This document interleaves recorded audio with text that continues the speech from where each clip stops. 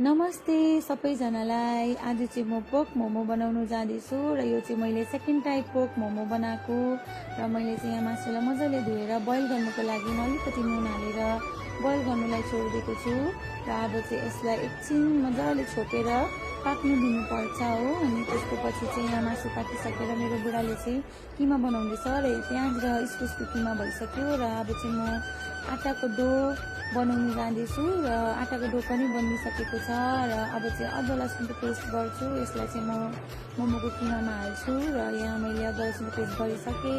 अलिकति अजिनोमोटो र सल्ट हालेर चाहिँ अब म यसलाई मजाले मुस्छु, किनकि जति मुस्यो त्यति मिठो हुन्छ भनेर सुनेको थिएँ र यसलाई चाहिँ मजाले मुस्दैछु र मुसिसकेँ।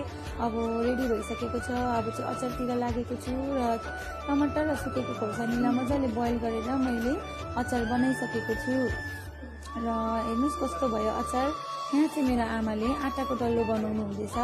अब यसलाई चाहिँ म फर्स्ट मोमो बनाएर देखाउँदैछु कि मैले कस्तो मोमो बनाएको छु। तपाईँहरू हेर्नुहोस् र भन्नुहोस् कि कस्तो भयो मैले बनाएको मोमो।